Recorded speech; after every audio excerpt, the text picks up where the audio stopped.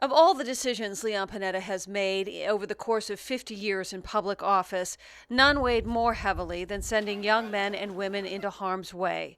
In one of the most poignant parts of the book, Panetta describes writing a note to a family who had lost two sons.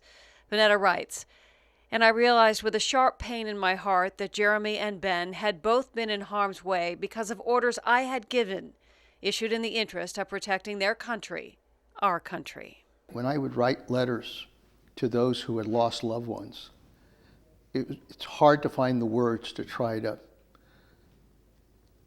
be able to understand the pain they're going through. Now, I've got three sons, one who did serve in the military.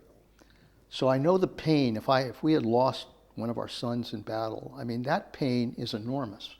And yet these men and women are willing to go out there, put their lives on the line, fight and die for this country. And I just have to tell you, as painful as it was, as tough as it is, the greatest pride I have, and I guess the greatest sense of hope I have in our country, is that there are young men and women that are willing to do that. And if they're willing to do that, then damn it, people who are elected to office ought to be willing to govern. Panetta is arguably one of the most successful politicians of a generation. But he's never looked for the spotlight. He got it for sure after the bin Laden mission. He was one of the key architects, and his description in the book is riveting. But for the most part, his toughest work was done quietly, relying on relationships, a willingness to compromise, and good old-fashioned political skill. It isn't just about wanting to do the right thing. It isn't just about believing that you have a logical position on a particular issue and that somehow people ought to embrace it. Washington doesn't work that way. You got to fight for it. Governing is not an easy process. You're dealing with people who you may not like.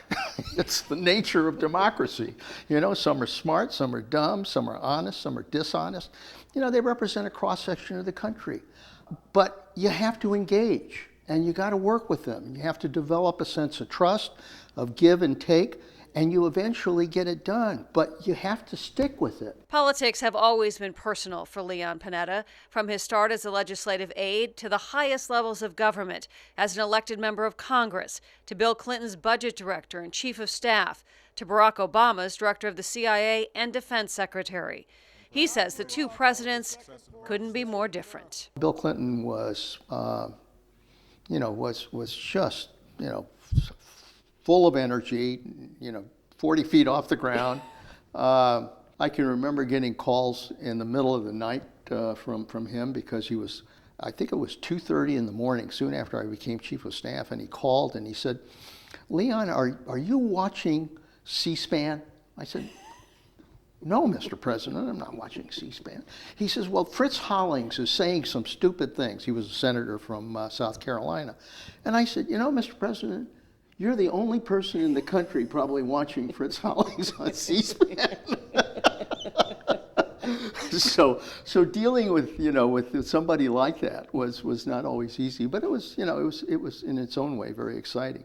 And Barack Obama is again, very bright, very able, but he is, he's somebody who's very businesslike, and he's not the kind of guy who kind of throws his arm around you and gives you a political hug. He's much more businesslike that.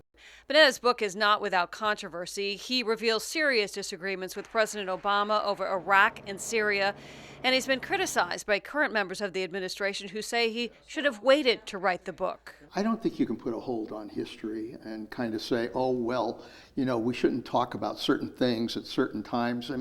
History is history, and I trust in the American people's ability to make the final judgments. Panetta's book does give us a front row seat to history in the making, a fascinating look behind the scenes of our government, but it also comes with a warning. It's what our forefathers did.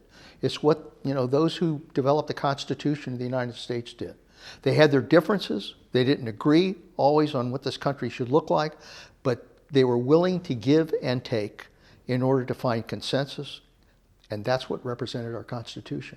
And that is the magic formula. It is a very serious responsibility because in the end, it's going to determine whether our country is a great country in the 21st century or whether we're a country in decline.